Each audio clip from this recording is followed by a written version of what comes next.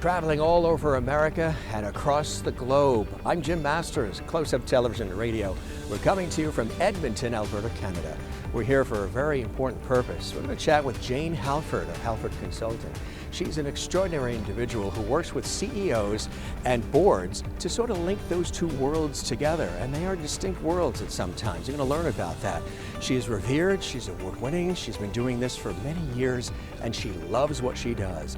You know, in the ever-changing world, CEOs need to have the tools they need to be effective CEOs. She works with them. The boards also have to understand the work and appreciate the work of the CEOs as well. She brings that together. So we're here in Edmonton to discover the world of Jane Halford and Halford Consulting. Jim Masters, Close-Up Television and Radio.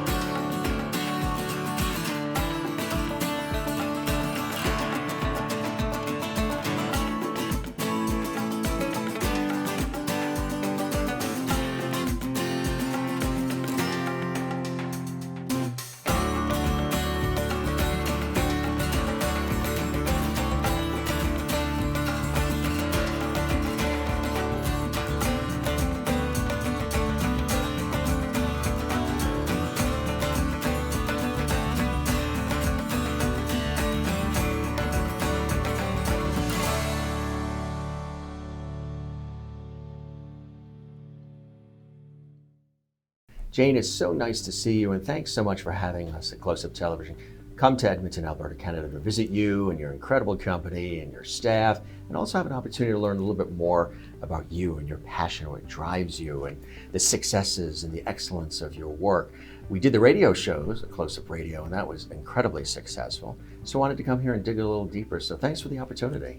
I'm so happy to welcome you to Edmonton and to see where my world evolves around. So thanks for coming all this way, and I look forward to spending time together. We're here in your offices, executive offices here, which are beautiful, and this $1 million view of Edmonton, huh? It makes me pretty proud Edmontonian to look out this view every day. Tell us a little bit about how you got the company started and what was your inspiration, your vision for creating it? I had been a CEO and I had come into the job and I didn't really have a lot of supports on the way in. Quite honestly, I was really young and I'd missed a few leadership levels. And I kept thinking, well, who's here to help me? And nobody helped me. So then you kind of come to the end of that tenure and I tried to hand over my role, but because of the situation at the time, I didn't have the ability to do that either.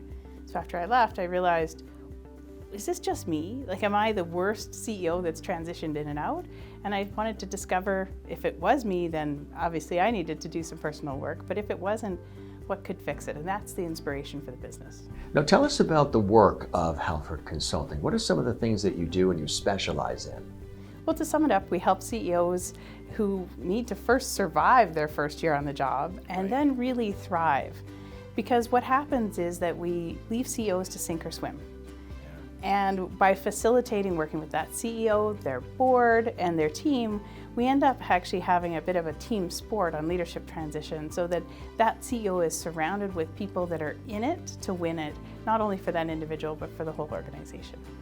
So when you're working with the CEOs, tell us a little bit about some of the process. What are some of those first steps? Do you do an assessment? Do you sort of figure out, what are their goals? What are their dreams? What are their visions?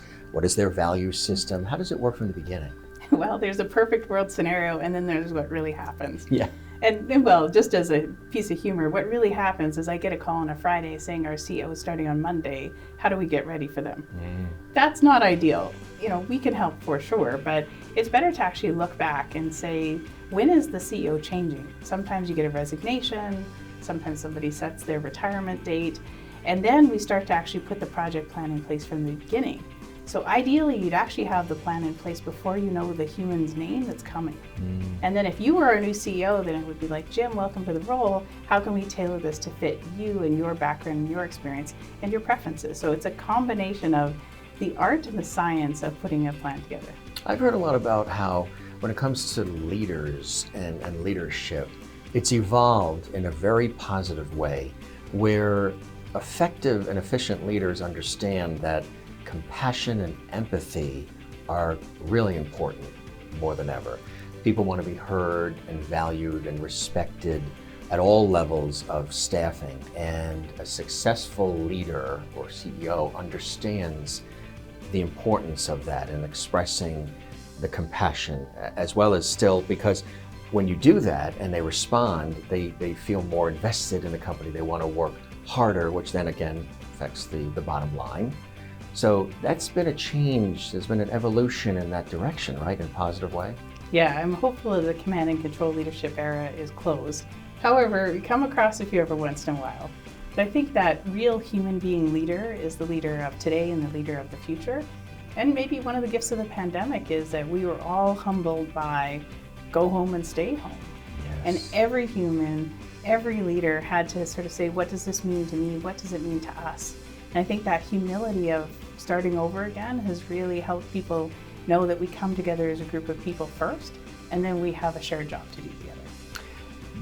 The CEOs themselves, are you working with Fortune 500 companies? Are you working with startups, entrepreneurial? Tell us about what inspires you to work with CEOs and boards. Maybe one of the unexpected surprises of this work over the last 10 years is really, whether it's a small not-for-profit, a family-owned business, a big corporation, or even public sector like universities or hospitals, leadership transition really is similar in all of them. You know, most of our work is probably corporate sector, but not exactly something that can't scale up or down depending on the kinds of organizations that have need for our work. So is the work done where you travel to the actual headquarters and deal with them one-on-one there? And are you also dealing with their staffs as well, or just the CEO directly? Well, before the pandemic, did lots of traveling, but in today's world, virtual just saves so much cost and time.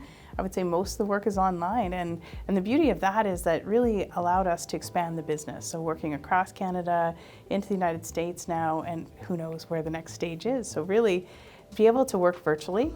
I would say the primary point of contact is the transition team. So that might be direct reports of the CEO, it might be some board members. Sometimes the CEO is the person we talk to the least because they're super busy. Right. So it's really that team around the leader that really is the most of our work. Tell us about leadership transition and what that means. People always ask me that. Well, I think that people get confused between succession and transition. And so to put it simply, succession is getting the potential leaders ready, whether they're going to be your CEO or some other role. But the transition is that actual handover. So getting ready to hand over from my leadership as a CEO to your leadership as a CEO. And how am I going to transfer knowledge to you? And what knowledge do you want from me?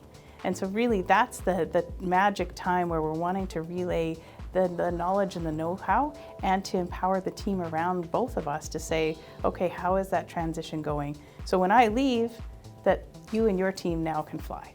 You know, I think our viewers would be really surprised to realize that there's a tremendous failure rate for CEOs in North America. Tell us about that.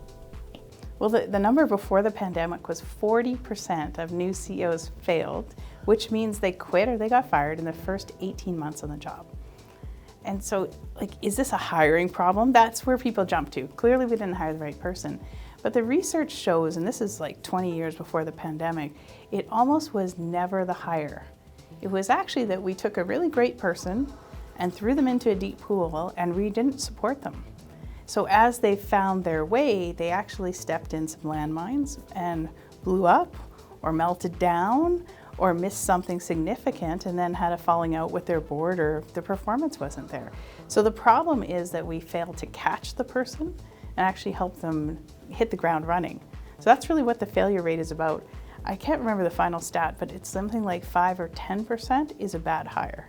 which is almost nothing. So we need to focus on the real issue, which is actually supporting that CEO.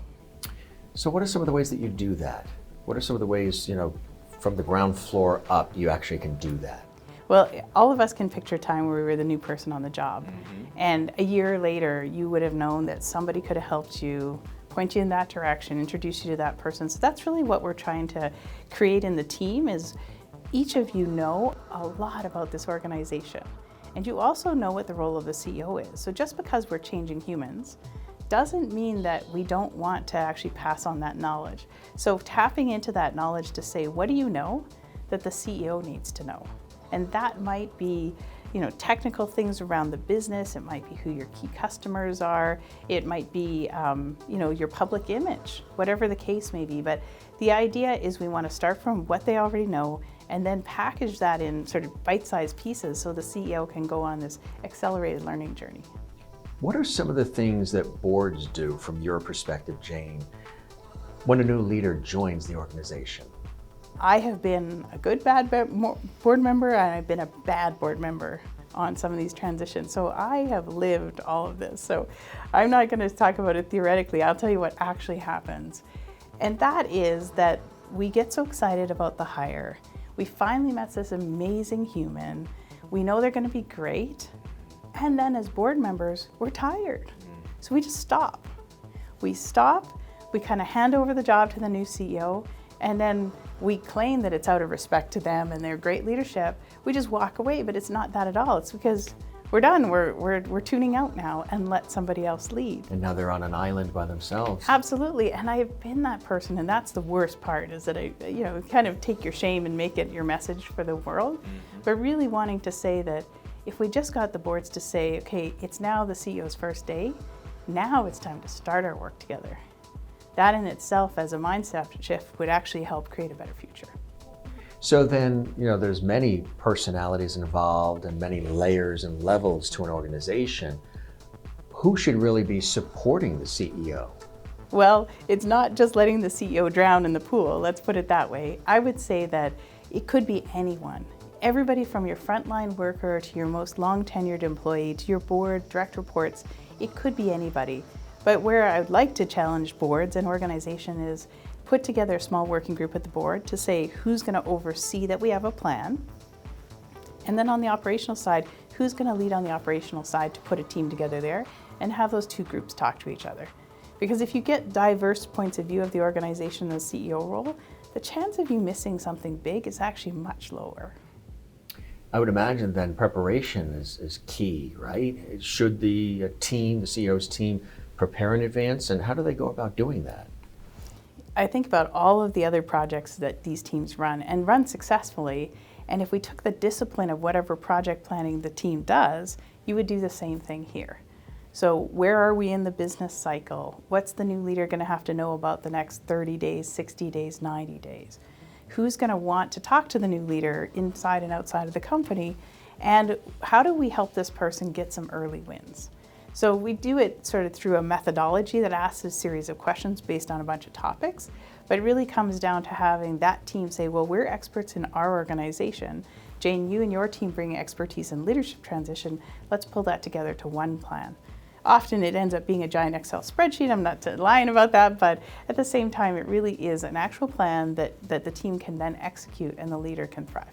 One of the things you mentioned is your experience, in those roles as well. So it brings to the table this breadth of experience and understanding for all the different nuances. Tell us about why that's so valuable for your clients, that you can come at it not just in this one way approach, but you've been there, done that. I think having been a CEO and feeling the frustration that nobody supported me on my arrival, and then on the flip side, knowing that I did a terrible job handing over to the next person, I think that really kind of is the base of what that human is going through. But then when I think about the board member side of it and all the things that I could have done, should have done, but didn't do, when I speak to audiences and talk to them about that, usually they walk away saying, I didn't even know I had a job. And in my current situation, I'm actually the board chair of a huge organization. We're actually welcoming our new CEO that just started a few months ago. And I know I'm so at risk of making all those same mistakes our clients make because I'm busy. So having worn the board chair and the board member hat, you start to realize that you're not ignoring things out of bad intention. You're ignoring them because you're busy doing other things. So I think that's where I can actually help the boards the most, to be able to say, hey, I know you're dealing with these other things, but this also needs your attention. Now, you've been the CEO and board chair and board member and consultant for leadership transitions. What are some of the things, Jane, that you've learned from seeing the change from each perspective? The change that I can see with leadership transition is that as we start to talk about getting ready for a new person, it helps us honor the outgoing person a lot better, because we're not avoiding that. You know, they're not dying. They might be retiring, but hopefully that's happy news for them. And so we want to make sure that we're kind of wrapping up well for that leader. And then I think dealing with the uncertainty that happens across the organization on, I'm getting a new boss. And so sometimes people sit back and think, well, if I like the new boss, I'll stay, and if I don't, I'll polish up my resume. And so by actually giving people real things to do that matter about the CEO's success, they stop thinking about whether they're going to stay or go, and they just get focused on what they can contribute. Tell us a little bit more about your own personal experience in transitioning as a CEO as well. Oh, that's so difficult to think back to. I was 33 years old. I had applied for the role because I thought at some point I'd like to express to this board that I'd like to lead this organization. But to my surprise, they gave me the role. And I was two levels below the CEO, so I hadn't had that executive experience.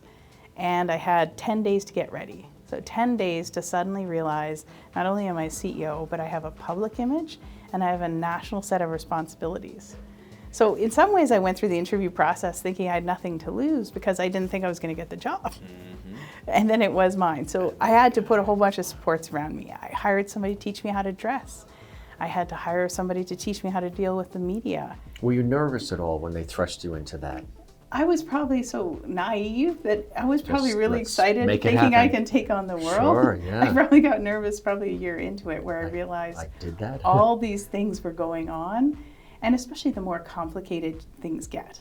Now you start to think, well, now I've got to figure out politics, or I need to figure out, we had 10,000 members. We have to figure out how we deal with 10,000 bosses. Those types of things that you just don't even see in your first year. Tell us about how the team at Halford Consulting works with the clients. Well, we start with having the conversation about the timelines, about when is the leadership change happening, what have they done so far, and then usually it falls silent. Usually people haven't done anything.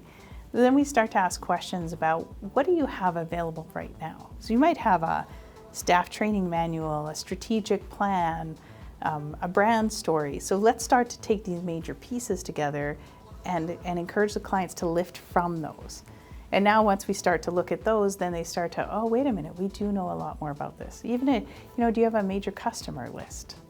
What are the stories or the messages you're putting out to the community? And some of those might be about societal issues. If you've taken a stand on, Black Lives Matter or political type nature things, that's all important to put on the table. So really look and say, if we were outsiders looking at our organization right now, what would we be actually telling people? And let's make sure we tell the new CEO. So start from what you already have available is the key. Everybody loves case studies, and I'm sure viewers will as well. Do you have some case studies of some great success, maybe where you were working with a company, an organization, an individual, and they were pretty much at point A, and maybe there was some struggle that was happening and some frustration, and through your team coming in and you coming in and sort of mapping out a very effective plan, they're now experiencing great success. You have a story or two? When I think about one of the organizations, employee-owned business, where employees were shareholders. So suddenly you've got hundreds of people who also are owners. And the board was made up mostly of those employee shareholders. And you think about any kind of business, chances of an employee also knowing what a board member's role is actually quite low. So we worked together with those employee board members and the CEO, trying to figure out the CEO's assessment process. How do you give feedback to the CEO?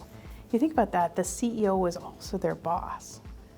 So this is really complicated because in the day, that person's your boss, and at board meetings, you're their boss. How do you navigate that? So where we started with that case was we actually asked both the CEO and the board, what do you want out of this process? Like, what conversation's important to have? And what we discovered in that early stage was that they wanted different things from the conversation. So it could have gone horribly wrong on the back end if we hadn't figured out that they were in different places on the front end. So the CEO wanted input from the board, coaching, feedback about how they could get better. The board wanted to see what are the metrics and what are you thinking about for the future. So they could have got in a horrible position, but they did talk about it. And there was a huge relief. I was actually there at the final debrief meeting, which I sometimes am not. And they finally just said, oh my gosh, like, we're so happy we had this conversation.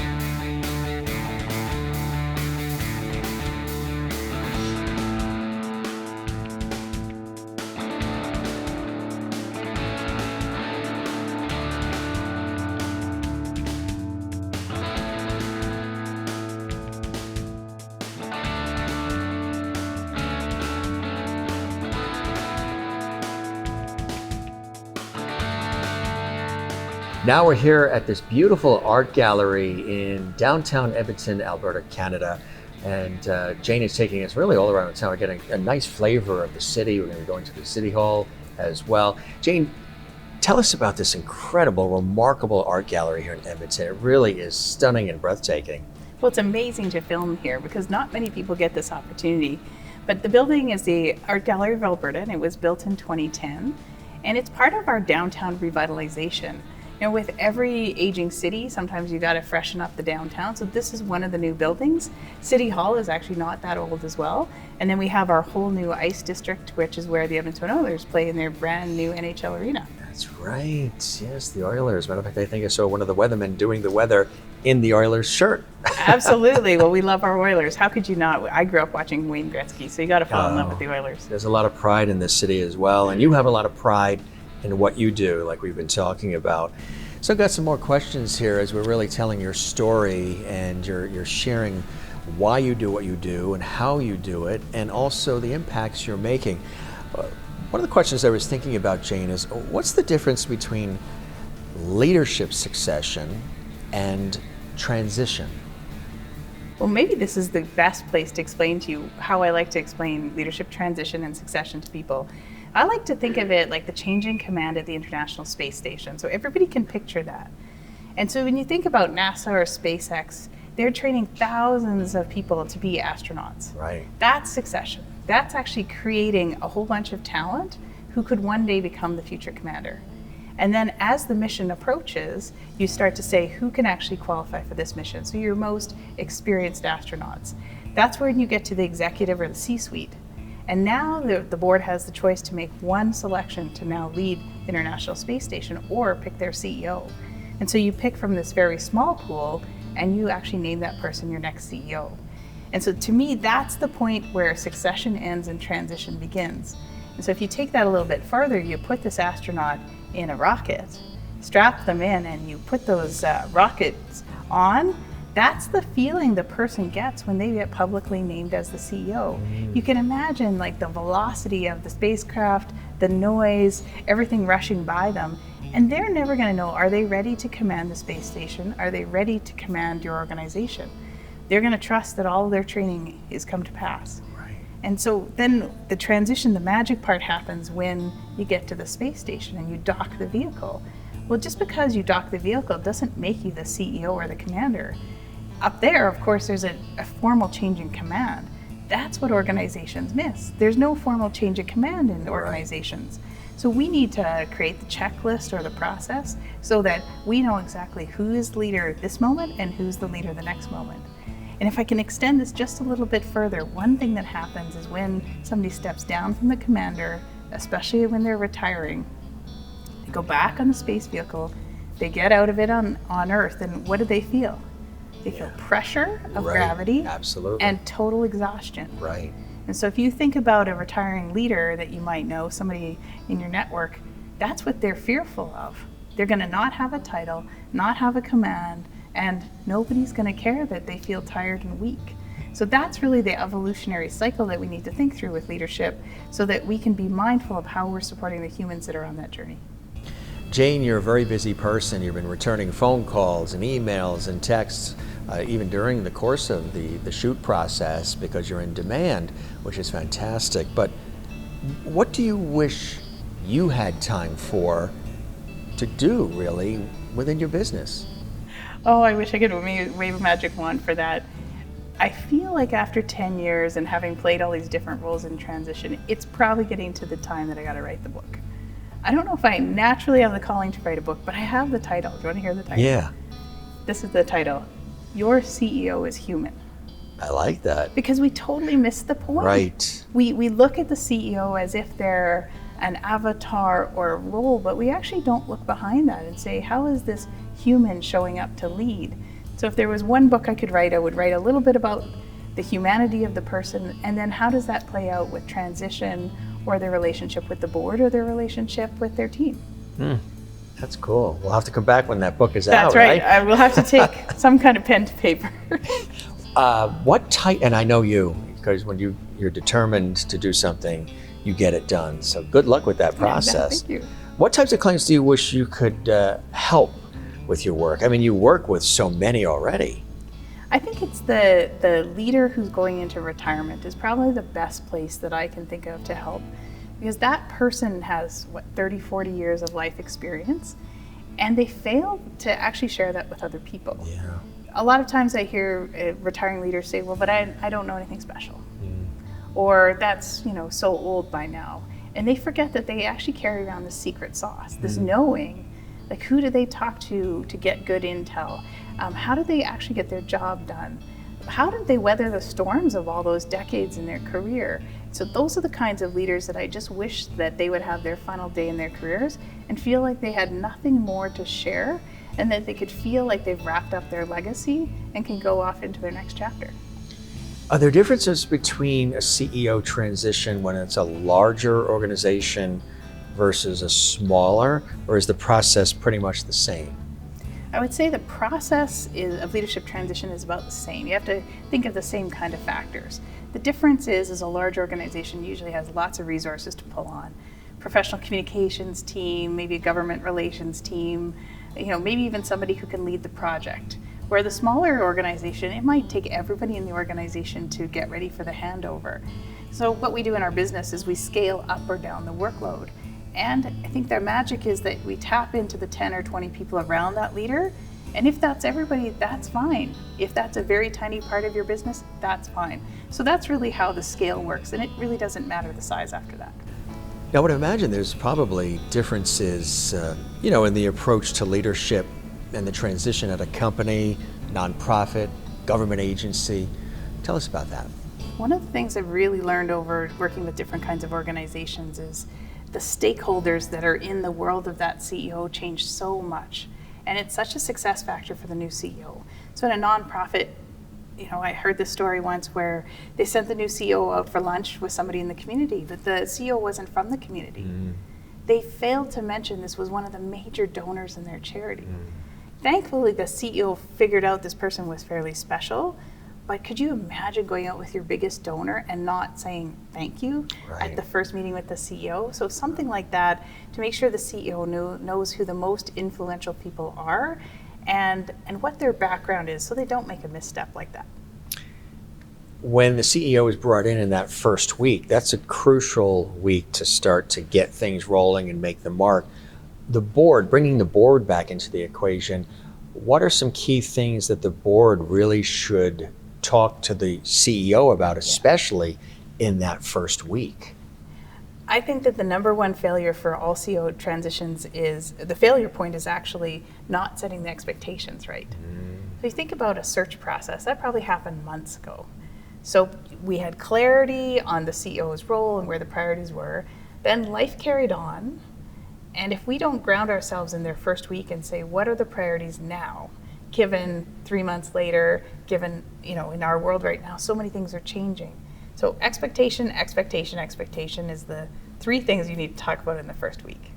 Why do you think CEOs and board members alike tend to avoid that conversation about succession?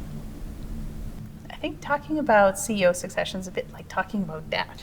Yeah, we all know nobody it's wants happen, to talk about it, right? Nobody wants to talk about it because we don't want the CEO to be thinking we're sending a message that it's time to go, but we also maybe don't want to picture life without this person. So if we raise it, we're going to have to face it. Yeah. The way I'd like to encourage people to think about it is think about the emergency scenario. So if this CEO didn't come back tomorrow, are you ready? Right. And if that emergency conversation can now bridge into, and if it was orderly, what would we do differently? And I think this is particularly important right now in society because so many leaders and CEOs put off retirement because of the pandemic. We're going to see a lot of retirements in the next couple of years. If you're not talking to your CEO about succession now, when are you ever going to get to it? Talking about it. So what's one thing they could do to actually start the conversation? If you play that emergency scenario out, I think that's the starting point. That's a good trigger, yeah. Because nobody wants to be the organization or the CEO that didn't have a plan. And for the CEO themselves, I'd challenge them to say, what about your key people? If you don't have a plan for your key people, start there. And then when they go through that, oh my goodness moment, then maybe they need to think about that for themselves. And the other thing I bring to that conversation is that I really only had 10 calendar days to hand over my CEO leadership. But I don't say, well, if you get hit by a bus, nobody wants to have that conversation. But if you only had 10 days, then what would you tell somebody? Who would you point them in the direction from? Because that's a much more reasonable plan than if I didn't come back tomorrow. Yes, absolutely. Speaking of not coming back tomorrow, the pandemic. What are some of the things that have happened for you in terms of change during the course of the pandemic? I became a super nerd during the pandemic, I have to say. I probably entertained myself by taking lots of online courses. And I don't know why I picked that. Maybe it just felt familiar. But I took courses on marketing. I took courses on gender differences. I took courses on leadership. And some of that was just needing to have positive voices because everybody felt alone. Everybody felt overwhelmed. So surrounding myself virtually with people and influencers that had that positive, we can get through this, or we're in this together message was really empowering to me. I think the other thing that pausing, as we did for many years now, really helped me understand is that I was on a bit of a hamster wheel.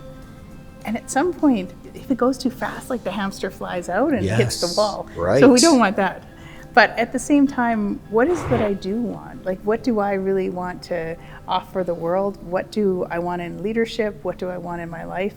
And when the silence fell, I had to wrestle with those and now get to a picture. Now, don't ask me if I've created that yet because it's still too early, but I'm working on it. Have you created that yet? Not yet.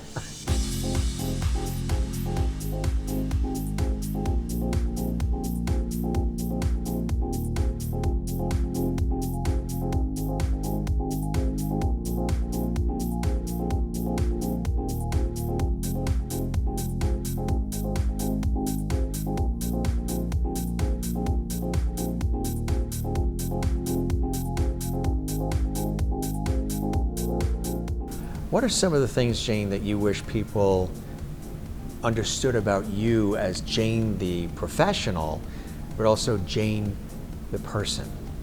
The old Jane, the 20-year-ago Jane, would probably want to hide from it, not face it. Find a way to work through it quietly. But the new Jane really just wants to say, well, I messed up, or I fell behind, or something happened. So really just owning it for me has been very freeing, and I think some of that is my own reflection over the pandemic. But then really trying to dig for those lessons. So what are the lessons for me as a leader, as a business owner, but what are the lessons that can benefit all of our clients? Because often in those messy moments is actually the best learning moments. So we've had a few of those, and that's okay. Let's just move forward. What you just described for you personally, I imagine, is something that you share with your clients, right? Because if Jane can do it and Jane can find ways to work through it, if things don't go exactly as planned, it's not the end of the earth. You just pivot and sort of regroup and take what you can from it and move forward. You teach some of that to your clients, right? Absolutely. In everybody's mess, there's some beautiful message. Yeah. And that's where you will also often bring my message straight to clients and say, hey, I've done this wrong, whether that was because I was a board member or a CEO or in my current business. Even with our work with clients, we're not perfect. One quick example of that, we had an outgoing CEO who we were working with, and the announcement was coming on who the next CEO was. Everything was in order. The outgoing CEO knew, but I didn't ask the question, did you tell the outgoing CEO when that message is going to get dropped? And it came out when that CEO, the outgoing one, was in the middle of a meeting with his staff. So that was a major screw up. Yes. I mean, one to recover from, but that's not the way an outgoing leader deserves to have his team find out about their successor. What would you say it would be a unique perspective, being, of course, a female CEO, board chair, and an entrepreneur, something that maybe you wish others understood? Early in my career, I would have told you there's no difference in the genders, and maybe that was a bit naive back then, but it was also the optimistic side of me. Thankfully, I've had a few executive coaches that have, when I've shared problems or difficulties, like, well, there's a different way that the different genders come to work. And the more I've learned about that, nobody's right or wrong. But we get programmed by how we're raised, whatever that is. Right. And so to be able to understand the gender differences or what they might be, it gives you way more tools in your toolkit to explain what's going on here.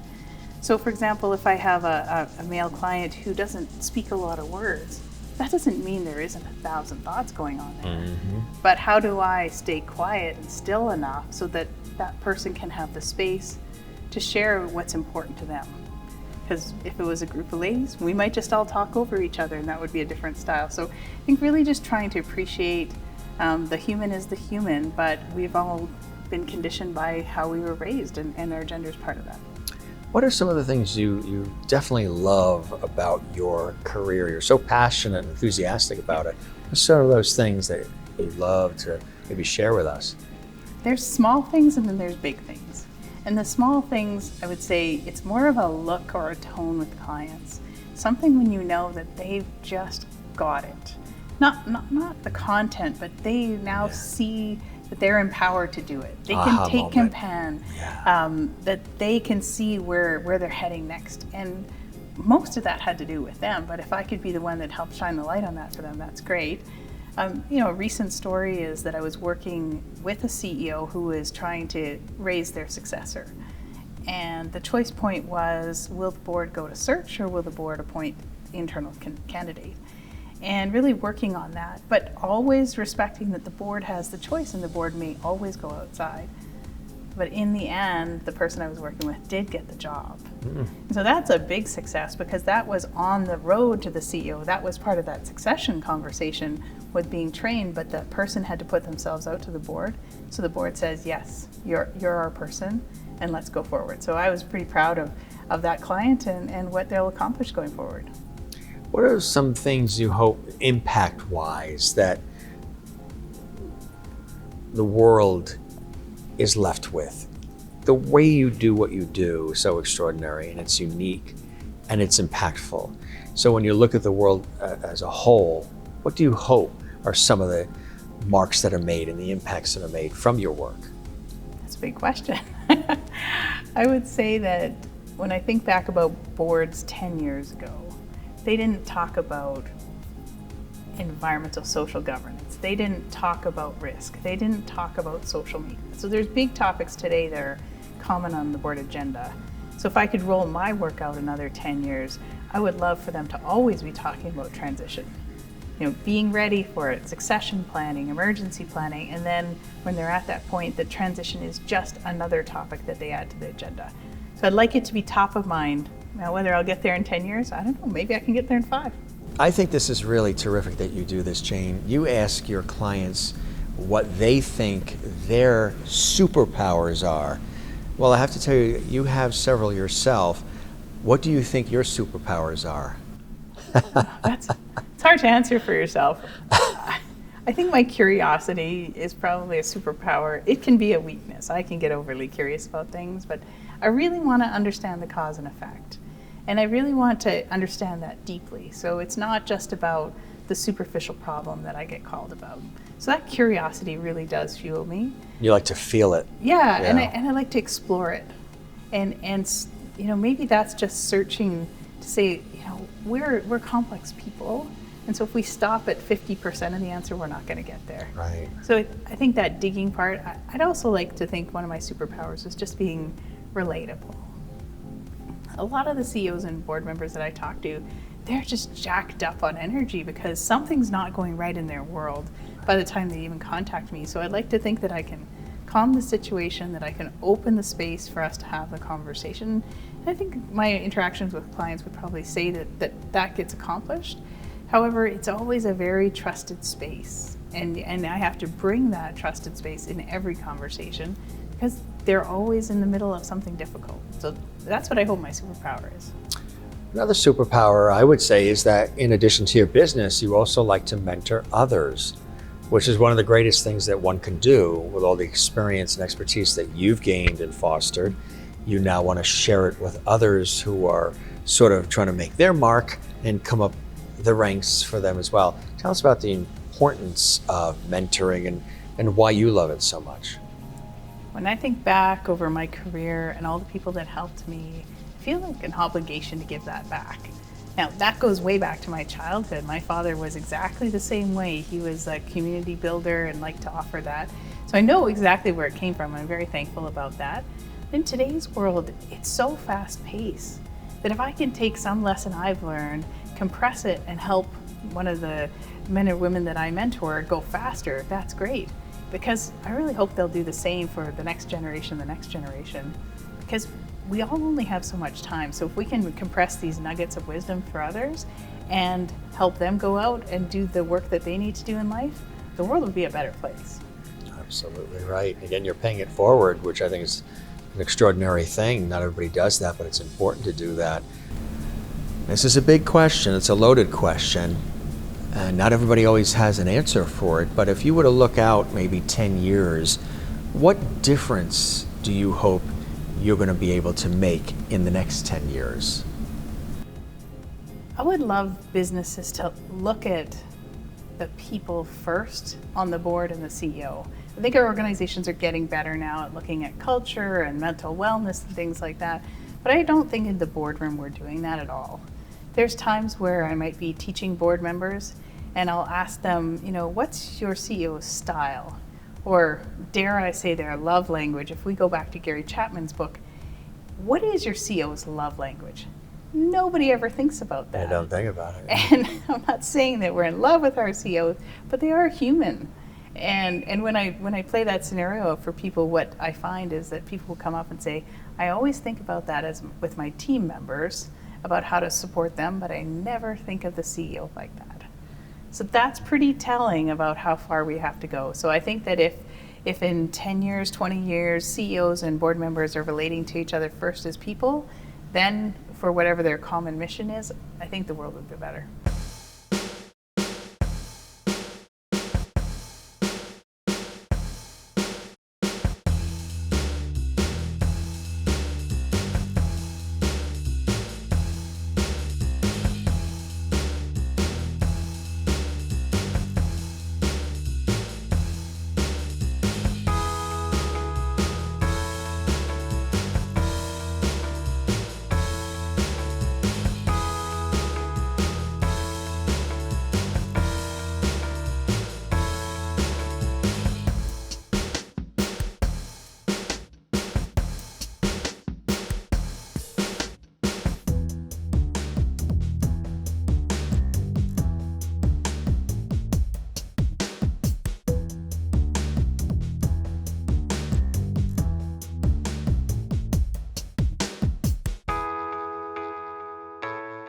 We've been traveling throughout the city of Edmonton, Alberta, Canada. That is Alberta's, of course, capital city, as we had mentioned. And Jane's been taking us all around. Now she's taking us to the CKUA network. This is the radio station here in Edmonton. Matter of fact, this is a very historic building, and we're excited to be here. You know, ever the broadcaster working in television and in radio. I love when we're in broadcast facilities. So we're going to continue with our interviews with Jane right here.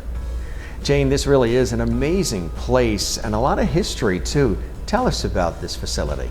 CKUA is legendary in radio in our province, probably, I don't know, the most beloved radio station. It's over 60% funded by donors. Wow. So people who care about music listen to this station, and apparently down in the vault, which hopefully we'll get you down to, there's 140 years of recorded music down there. Wow. So if you want anything eccentric, they probably have it downstairs. Oh, that is so cool. That's amazing. So it's kind of almost like America's NPR in a way, huh? Absolutely. And the building itself is really historic.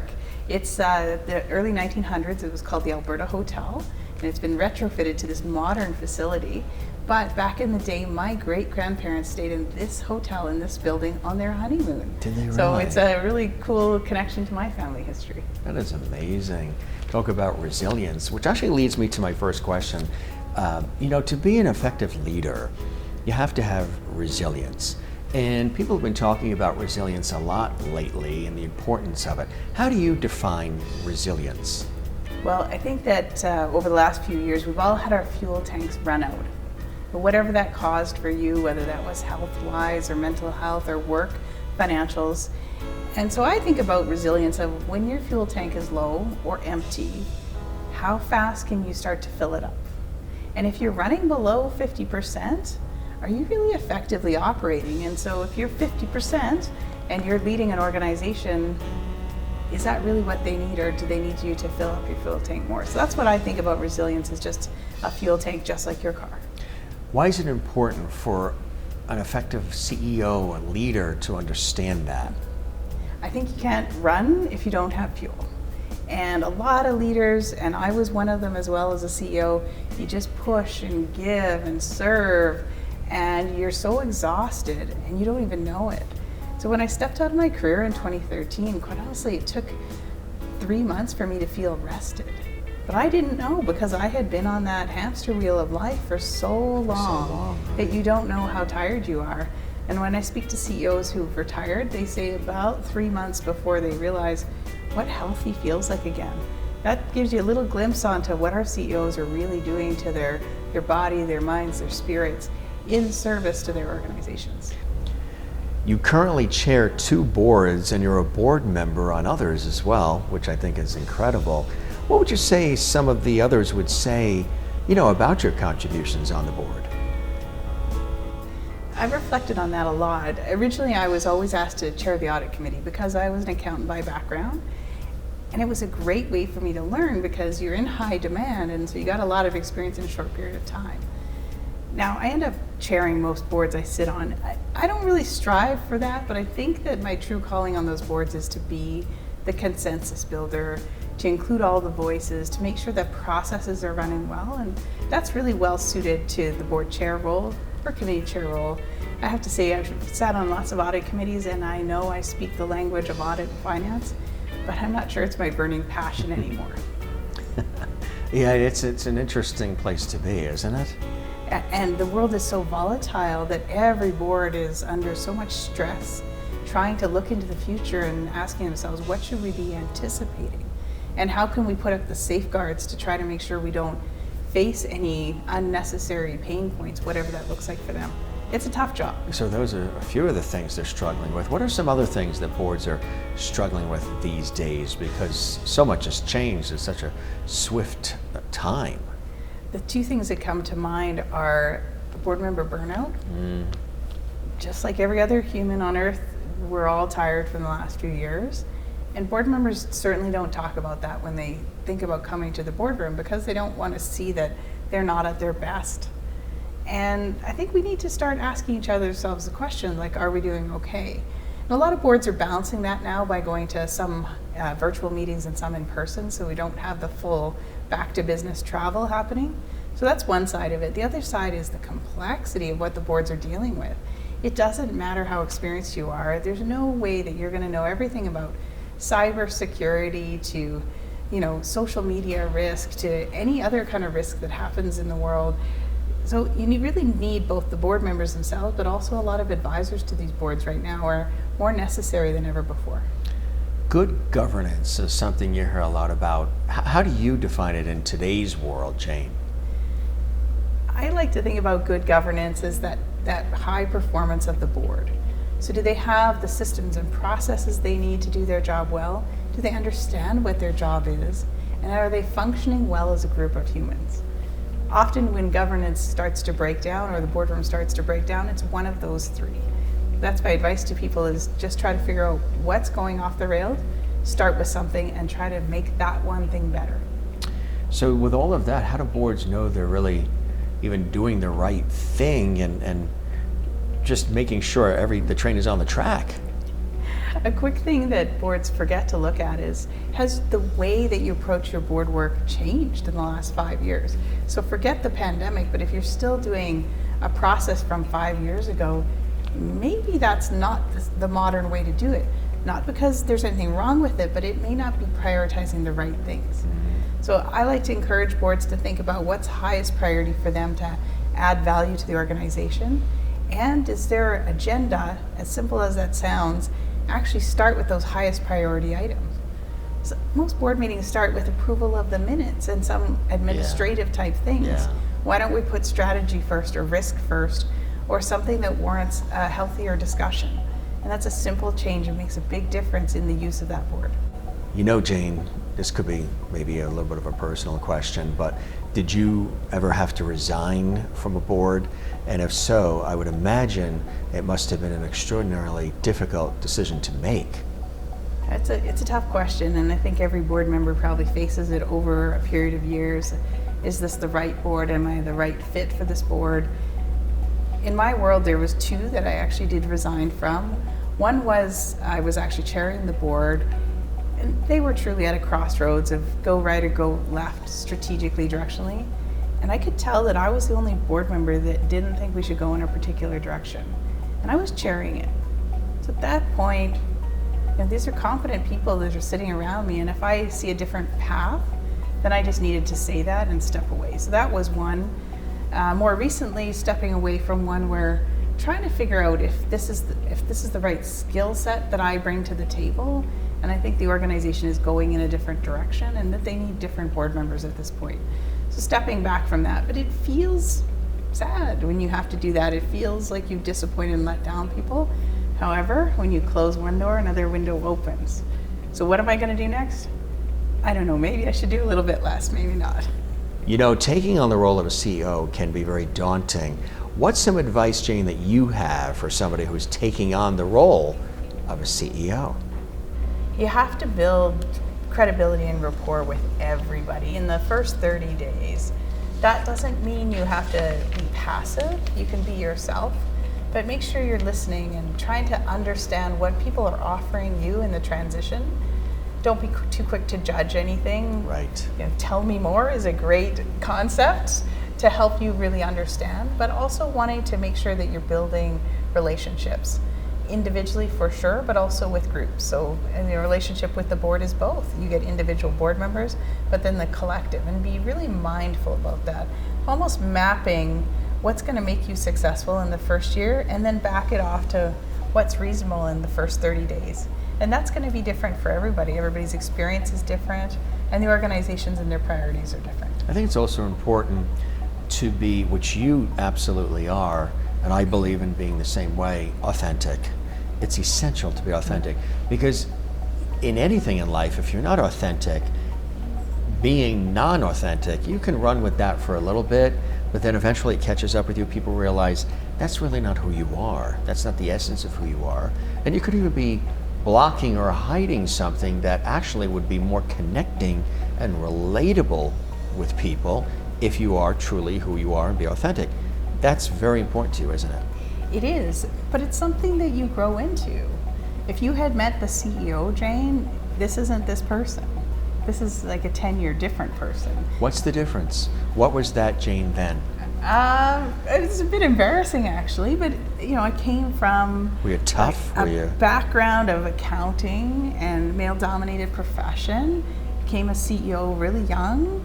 So I basically put on the accountant CEO suit and was very serious, probably more masculine, less emotional for sure, and that meant less passionate. So probably more serious and quiet and rule following, but professional and proper, probably more caged in than now.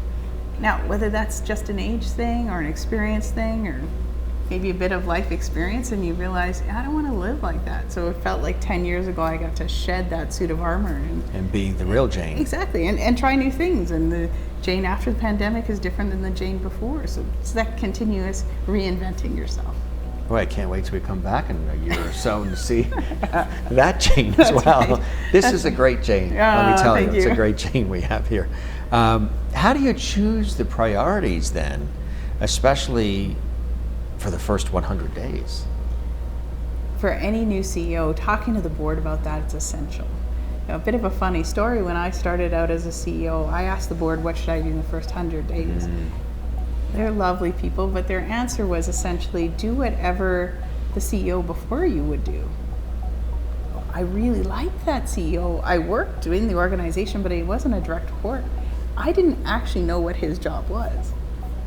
And because the board didn't necessarily know either, he had been gone for 6 months, I had to create my own 100-day plan by guessing. And I took it to them and offered it up as, is this what you want me to do? And they said yes, and then I held myself accountable to that.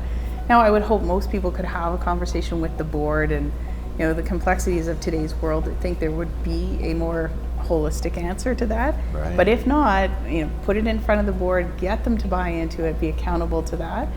Because if you're going to miss, let's miss in the planning side, don't miss 30, 60, 90 days later and realize that you're in a different direction than your board expected or that the organization needed.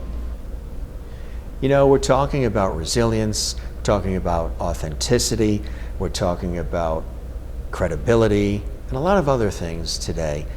Courage is something else that's really important, especially in that high-level role of being a CEO.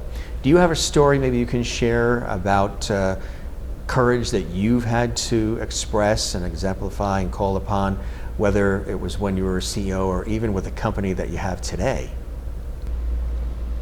I'll share a story, and it's going to have a different point of courage than you'll think. This was, I don't know, maybe 7 years ago now. I was asked to speak at a fundraiser for mental well-being. And I think that the audience expected me to talk about the role of the CEO and how difficult it is. And I chose in the moment that I was asked that I was going to tell my real story. Get up in front of probably 500 people, many of which know me from my past role. And I start by saying, I think my opening comment was, I don't look like the face of workplace bullying, but I was a victim of it. And all of a sudden, my heart's pounding. I think the audience was silent, and I started to explain how even though I was the CEO, I was bullied from the outside of the organization, which is unfortunately something that happens. And I explained that I had that point of courage where I went to the board and I said, I can't live in this environment. Now, my board was fantastic. After I spoke the words, the first comment from one of the board members was, Jane, this is serious, which is exactly what you need to hear in the moment. And then he said, hire yourself anybody that could help you with this, and hire us somebody that the board can understand how to deal with this. Because they knew the situation was going on, they just didn't realize that it hit this crisis point. So long story short, the bully was very effective. And he turned his attentions to my board, and they became victims as well. Wow. So where they started off wanting to support me, they actually went into self-protection mode, and I have no hard feelings about that. I understand the power of what they were dealing with. And so I had to get to that choice point to walk away from my career. And I decided that I would rather have no plan, no income, no direction than to be in such a toxic environment.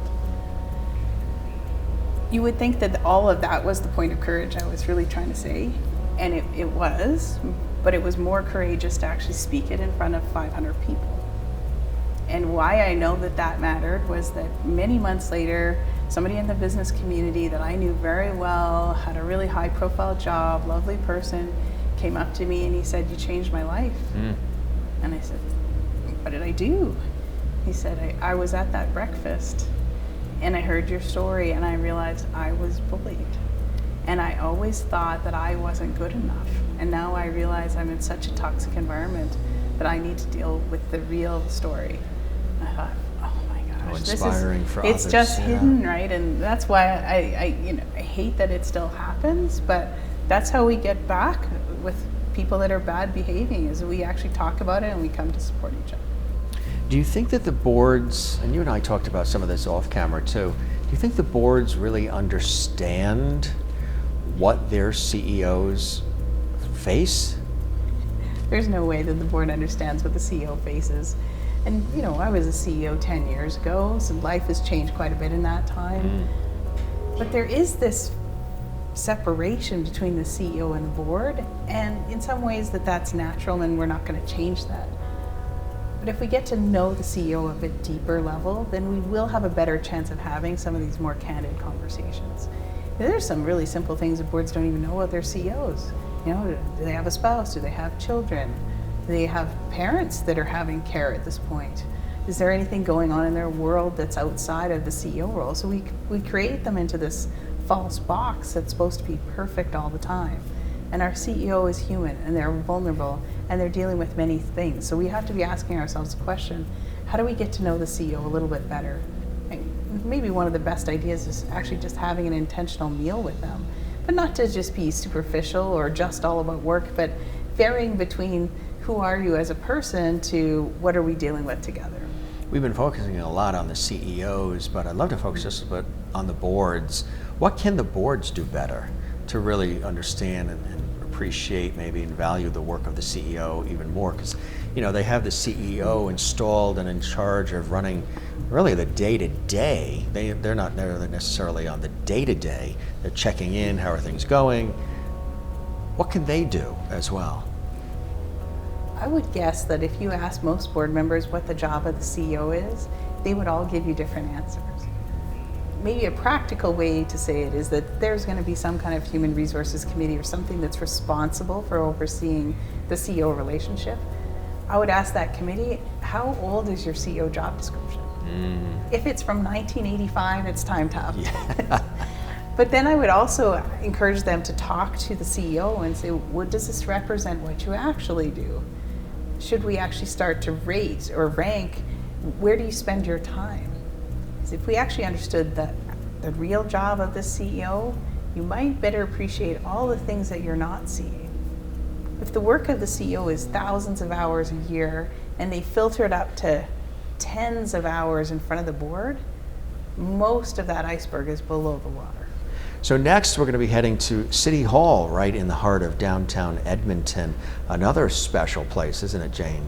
Well, it truly is an amazing building, as we're going to see in the footage, but it really was built as a community hub.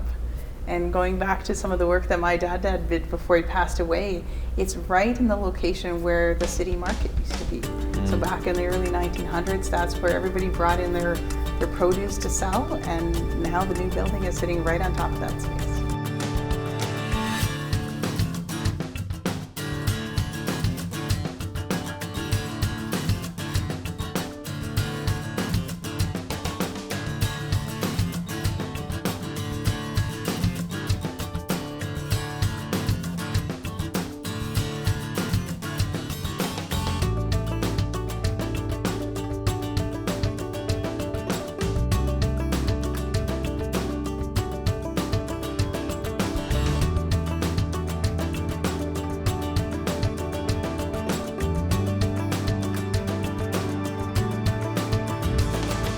So we've been traveling all over this fine city of Edmonton in Alberta, Canada, and now, as promised, Jane is taking us to the real heart of the city. We are actually in the Edmonton City Hall, right in front of the stairs that take you up to the Council Chambers. So this is something very exclusive and very, very special. And we're in a pyramid-shaped building, which is kind of unique architecturally. Tell us about City Hall in Edmonton. The City Hall is probably 25 years old. Before then, there was a 1950s building, really ugly. That was City Hall back in my childhood. And now there's this beautiful building and this very welcoming hall. And it's a place where they have concerts, they have weddings here, and now we're here together. It's incredible. And of course, the mayor's here as well. And you never know, might even stop by, who knows? More questions, because we're still having such an incredible time here in Edmonton learning about you, and you're showing us your fine city as well on close-up television, which I think is fantastic. Now, Jane, I've heard that leadership transition can be almost like a relay race of sorts. Tell us about why. Well, just have to think about the 4x100 in the Olympics. The first runner comes off the blocks and is running full out for the first 100 meters. But they don't slow down at 100 meters. They run full out and then they pass the baton. Right. But what does the second runner do? They start running in the last 10 meters so that they're full speed when that baton gets tossed. So that's the exact same thing about leadership transition. Both CEOs, incoming and outgoing, have to run full out and then do the tricky handover without dropping the baton. What a cool way to think about it and look at it. And not dropping the baton is key. Absolutely, because think about that, lost dollars, lost reputation, lost employees. So dropping the baton is a big deal in leadership changeover. I would imagine that, there's a lot of challenges when leaders are leaving their jobs. And it depends on the leader what their challenges are. If you're a retiring leader, sometimes you're going through that loss and grieving. You're not going to be the CEO. You're not going to have people, team, a title, fancy things. You're going to go back home and have no support. Even IT, I've had retiring CEOs struggle with setting up an email account. They've never had to do it in 40 years. So something like that is a real struggle for them. But also when somebody's been around for a long time, they don't know how to take all the information they have and hand it over to somebody. Because how would you digest 30, 40 years of leadership and hand it over? So they sometimes get frozen or stuck in that place, and that's where some of what we do unlocks that so they can pay it forward and leave on their final day feeling like there's no more knowledge to be passed on. Jane, what would an executive experience when working with you as a coach? What I love to think is that the CEOs feel like we accelerate the process. We take the burden away from them and their board, and we work with their team to get it done. Because they know that they should do better on the planning side, but they're just busy people. They still have their organizations to run. So if we can be the project management, the project leadership, and the person who can bring just lived experience to the table, that's where I know that we can have a great partnership. You mentioned when we were over at the CKUA Broadcast Center that you've worked with executive coaches as well. You've had them and used their resources. Tell us about how that has worked for you. A few different situations where I had executive coaches, and I still have one today, quite honestly, that sometimes you just don't know what you're missing. Somebody to point out blind spots or places that you could grow more in that may be a little bit awkward. So somebody to give you that nice nudge, but a nudge nonetheless. Then there's times where executive coaches have been trying to help me solve an issue. When I became a CEO, I didn't know how to lead a team. And because of the background of our organization, they didn't really come together as a team. So I needed somebody to coach me to be able to become a better coach myself of my own team. And then finally you run into just challenges that it seems so overwhelming. And one of them that happened to me was that I instantly became afraid of flying. I was on a flight going to New York City, in fact, and flying through a storm near Chicago, and I thought we were going down. Now, I realize now in hindsight that was my perception of it, but my job at the time required me to travel at least 1 or 2 times a week on plane. That's a big choice point. Are you going to quit your job or are you going to work your way through it? So my then executive coach helped find me somebody who could help me actually solve that issue. There's many different styles of coaches, right? Tell us about the difference of working with an executive coach. If somebody is looking to hire a coach, what is it that an executive coach can sort of bring to the table? The best thing you can do when you're looking for an executive coach is try to figure out what you're looking for. Are you looking for somebody that helps you set up a plan and executes that plan? Do you want somebody to be on call for things that come up that you don't know how to solve? Do you want somebody to look at high performance or a specific skill set? So the clearer you are around what you're looking for, the more you can interview for that.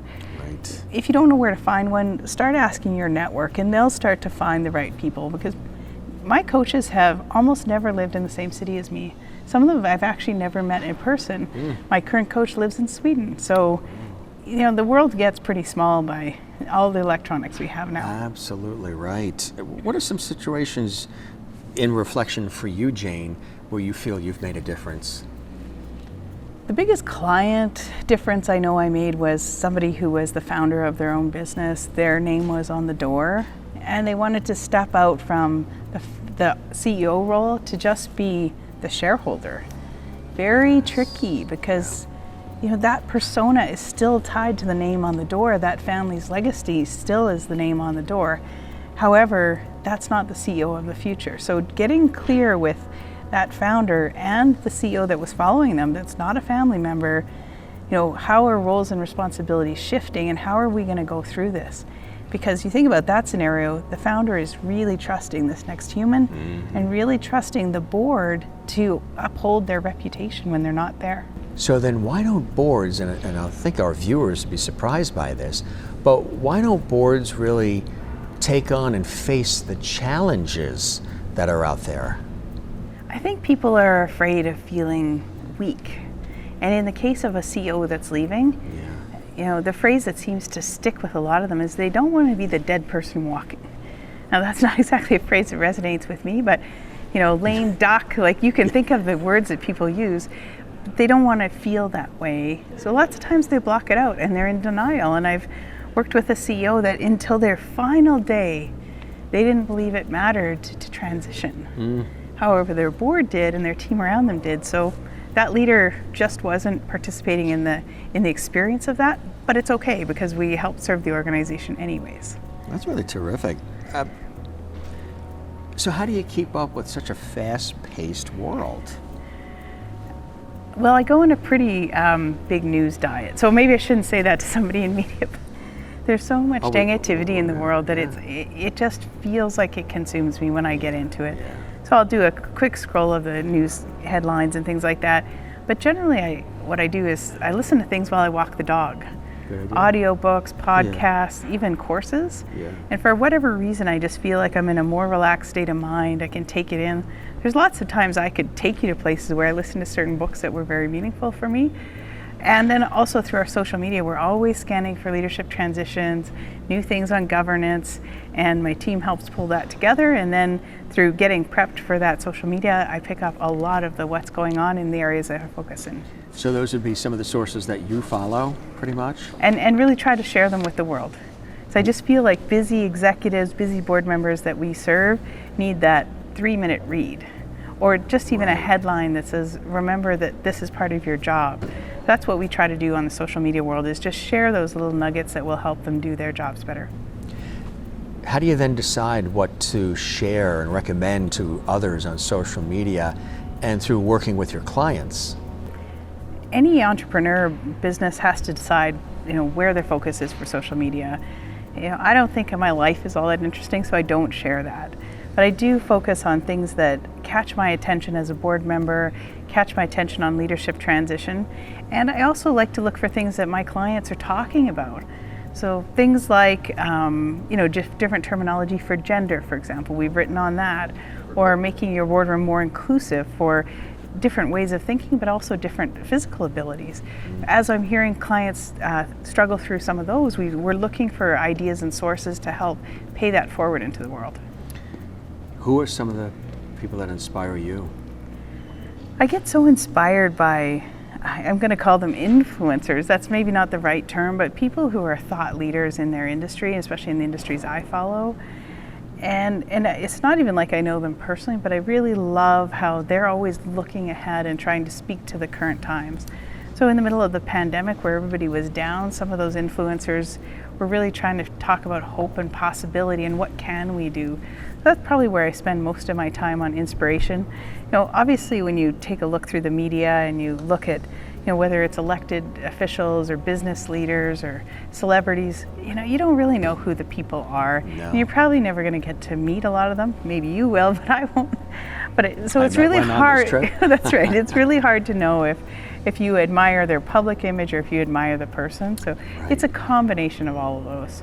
So people may wonder, what leadership roles could really use that transition planning the most? I think we serve our clients best when there's some kind of risk or messiness in what they're doing. Maybe it's a CEO that's been really difficult for them to find, special skill set needed, or maybe they've moved even countries and they need this person to be successful.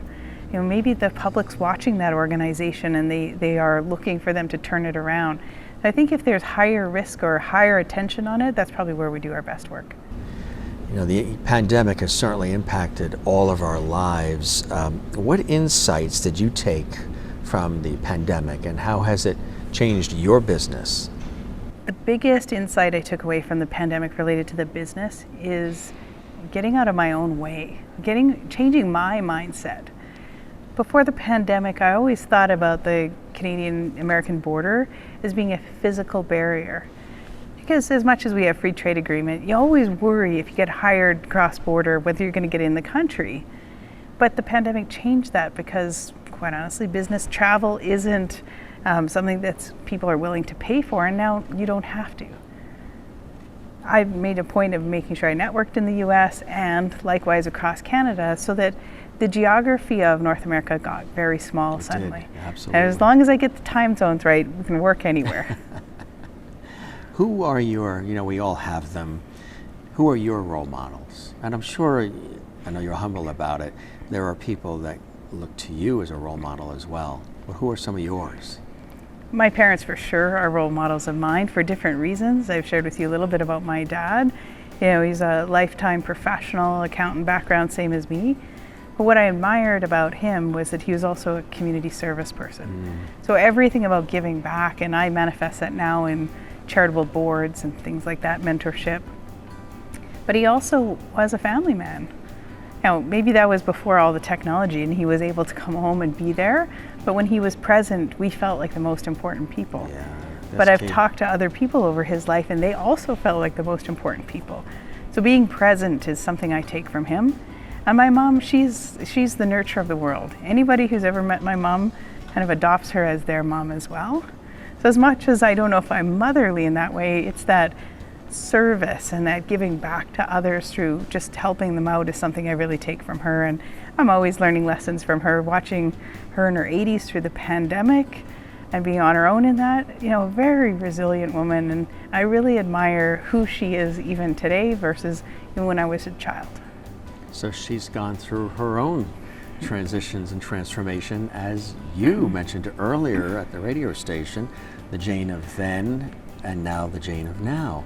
We all go through life's changes and we always, if we're open and we're willing, we can absorb a lot of incredible things when we open our eyes and we look at all different perspectives and ideas. And I would imagine an effective CEO of today is one who does do that, listens to all the different ideas, and because if you're just listening to one particular idea or it's just your idea, you're sometimes blocking some great talent and creativity and growth opportunities, right? Absolutely, and even in my own business, we've had lots of team members who have joined us even when they're in university. Right. And having a different generation in the business has brought all kinds of topics that are very relevant. Sometimes they're singular topics, sometimes they're worldviews, and it really catches you in thinking, like, what is my bias, or what am I actually not seeing here? Because when you hear it from a different generation, like, wow, what is my point of view on that? So the freshness of that lens is something I really value. What are some funny, memorable moments along the way in your career? Oh, there's so many of them. I would say the most memorable public speaking event was my first public speaking event. It was actually just across from where we were at CKUA, 1,000 people at lunchtime. And I was probably weeks into the job. And our then communications person was like driving me the few blocks from my office to the venue and handed me my speech. Well, I was so junior as a CEO, I didn't know I should have asked for that. And I certainly had never been in front of 1,000 people. So I find a corner in a big room just like this, and I'm literally talking to the plant, trying to actually get my confidence up because I'm reading the script, which I wasn't accustomed to doing. And now I'm on, and I remember getting up there, and probably everybody who does professional speaking does this, and your mouth is so dry, and then you think, if I open it, is anything going to come out? Yeah. And that was one of those moments that I really remember. The other one was actually the opposite. It was one of my last public speaking events as a CEO, probably the same room, 1,000 people, very comfortable now. I'm emceeing the event, and in the middle of this panel discussion, this little voice inside of my head started talking to me, which is a pretty inconvenient place. And it kept saying, remember when your job was fun like this? Right. Boy, you really love doing this. Don't you wish you could do more things like this? Right. You know, what are you doing in your life? And I just kept thinking, oh my God, shut up, shut up, shut up. I'm in front of a live audience. And that was one of those moments that I just knew that my career was going to change. Now, thankfully, I think my inside voice and my outside voice did not talk to each other that night, but it was just that pinnacle moment where I thought, life has to get back to what I'm truly meant to be, which is more like this. Yeah, exactly right. And you're living your bliss. You are in your sweet spot. What's one thing you would like people to know specifically about leadership transitions? Small things matter. Yes. And just even asking the question to whether it's your coworker, whether it's a board member, whether you're the CEO, is there anything we should plan for? And then offering up a couple ideas. Because even if we get a 5-minute conversation or 15-minute conversations or 15 minutes a week, we can really transfer that. So don't be burdened by the fact, I don't know how to do this. Mm-hmm. Just go with your instincts and go with what you already have, and it will matter. Why do you think some boards are intimidated by that word governance? The average person thinks, like, I can't run an organization like this. Well, that's not what governance is. Governance is systems and processes. It's how the board does its work. We could probably come up with a better name. But in the history of governance, with a small g, there's been all kinds of terminology added to it, and so people get very intimidated with that. So I like to break it down into what are you trying to do and how are you actually approaching doing that work? What's one thing you would want boards to know about governance and good governance? If they could just have the conversation, whether it's at the end of every meeting, twice a year, how could we perform better? How could we add more value to this organization? It would get them unstuck from this terminology or unstuck from the way things have been done in the past. Always looking for process improvement. One of the fun things I did during the pandemic was thinking about the Toyota way, or the 8 wastes of manufacturing. This goes back to my mad scientist idea. So if Toyota can use these different ways of processing what they make, couldn't we use those same principles in the boardroom? We took the exact same 8 wastes and said, where are we wasting time and energy in the boardroom? And it's massive. It's everywhere from calling meetings that weren't necessary, wasted time, people showing up late. So even if we took care of our own mess, we would do better as a group of people that are governing. What is one of the biggest mistakes that boards can make when there is a new CEO brought in? I've seen people make the mistake of assuming the new leader is the same as the old leader, and not stepping back and asking ourselves, what does this person bring that's different? Right. Different as in more, or different as in less in a topic area, or just the opportunity to change something. In my experience with the new CEO right now, the fact to have a fresh perspective is so welcome by the board. But in different boards at different times, I would have seen that kind of fresh perspective being threatening or extra work. So sometimes people really like to cling to what they know. So we just need to push ourselves and say, what good can come from this change, because it is work. So let's just make it a work that's valuable. You talked a little bit about some of the things that CEOs can do to sort of enhance their performance, but what could boards do to enhance their performance even like this year? I think boards could benefit from having more conversations amongst themselves. You know, what are each of you bringing to the table? Is that being well used? There's so much untapped potential around our boardroom tables, because if I don't know your life experience, I might not ask you to weigh in on an issue, and if you're a quieter person, you're not going to offer that up. It's a missed opportunity. So even having board dinners or getting to know each other or having board members present a little bit about themselves really will help tap into the talent that's there. So nobody wants to spend time at a meeting if they can't add something to the meeting, and we just need to balance off that not everybody wants to be the first to speak or to speak at all. Where do you look, like you mentioned, you scan social media, do a lot of different things, look at the news. Where else do you look for your sources of sort of inspiration in the work? I probably am leaning more towards like psychology and mindset. Yes. You know, different people, like there's Tony Robbins type things I've looked at, Brendan Bouchard, Dean Graziosi. There's lots of people that provide tools that I would say are more plain language or more accessible. And what I like about those tools when I introduce them to people is that they go, oh, right, I never thought of it that way. So there's lots of great psychology out there, but it's not relatable. So I try to take something that, put it together in a model or a way for have the conversation. And even the English language is pretty limited in the words that we use to describe scenarios. So anything that would help provide something that's a neutral ground as far as language goes. Obviously, you're very passionate about leadership. Where does that passion come from? That passion is growing. When I look at the state of the world, like the world needs leadership. It doesn't matter whether it's tiny, it's in your home or in your community or in your city or beyond.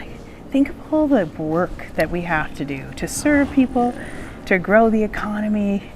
And if we're not growing the next set of leaders, where is this world going to be? And when you meet young people today, they actually really are inclined to lead, but they may not have great role models. And that's what I really struggle with is how are we going to help create the next generation of leaders? Right. And for people of our age, there's still a shortage. Yes. So we need the 20-somethings, the 30-somethings to accelerate their pace on leadership, and I want to be a tiny part of their journey. What would be something you would love to leave our viewers with? We've had such in-depth thought and conversation, and you've shared so much with us during our time here in Edmonton at the various locations, and had an opportunity to chat with staff and others. What would be a message you'd like to leave to those that are watching right now who have been inspired by this conversation? I'm such a believer that everybody has gifts to offer the world. And if the viewers could just not be shy about offering those gifts up. And if somebody doesn't receive them or doesn't understand them, go offer them somewhere else. Because there's somebody thirsty for what you're great at and for what you know, and we need you to step forward in the world and help all of us make it better. What are a few things that make you and working with Halford Consulting unique? If there's others out there that do similar work, what makes you unique, and what can people expect when they call you? We have the technical skills and the experience to do it, but that's not the real feature. The feature is we like to put the humanity first in it. So there's real people doing real work and really hard work sometimes. Yeah, sure. And we can work from that and make sure that those folks are cared for and empowered in this transition process. We'll bring all the technical stuff with us, but really let's activate the people in the system. Working with Jane is absolutely fantastic. She is an innovator. She's an inclusive leader who inspires all of us every day to be better and to want to show up to work. I've worked with Jane for 10 years. We've been through a lot together, and she's always so informative and so easy to work for. I first met Jane when our CEO at the time and COO said, "Would you mind taking this woman's photo for us?" I said, "Sure, I can do that." But she bounced into my office and she said, "Hi, I'm Jane." And instantly when I met her, first and foremost, I felt a real connection to her. I could feel her energy. I could feel how good her energy was. And I could also feel how quietly confident and intelligent she is. Jane, this was absolutely an extraordinary visit. Thanks for having us come and see your fine city, Edmonton, Alberta, Canada. I was truly moved by all the experiences, all the people I met. And we had this amazing opportunity, a rare opportunity, to meet with the mayor here at City Hall in downtown Edmonton, go to the art gallery, do all the wonderful things we did. But I think the highlight is meeting you and your staff. Talking to the staff who really, really admire you. You're like a mentor, you inspire them in so many different ways. But you do that for so many and for your clients, and that is so invaluable. We did the radio shows together, and now we've met in person, and this truly has been a blessing and a joy for me. Thanks for having us come. Well, thank you so much, Jim, and I'm such a proud Edmontonian that to have you here and to be able to show you my city and highlights of our downtown community is just a real honor. So thank you for taking the time and for highlighting our business. It's been a great experience. The pleasure's all mine, Jane. Continued success, okay? Thank you very much. Safe travels. And we'll see you again soon. Thank you. That's the Jane Halford story of Halford Consulting. She's truly passionate, she cares about what she does, and she helps leaders on so many different levels, from CEOs and of course the boards that the CEOs work with, brings them together, works with transitions and successions, and she was so open and authentic about her own story as a CEO herself. That's what makes her so relatable for her clients. She walks the walk, talks the talk. She's had an opportunity to be a CEO, and then she started her company, which has celebrated over 10 years of excellence. If you'd like to learn more, you can go to her website, halford.co. What an extraordinary experience coming to you from Edmonton, Alberta, Canada. I truly enjoyed it. I hope you did too. For Close Up Television and Radio, I'm Jim Masters. Thanks for joining us.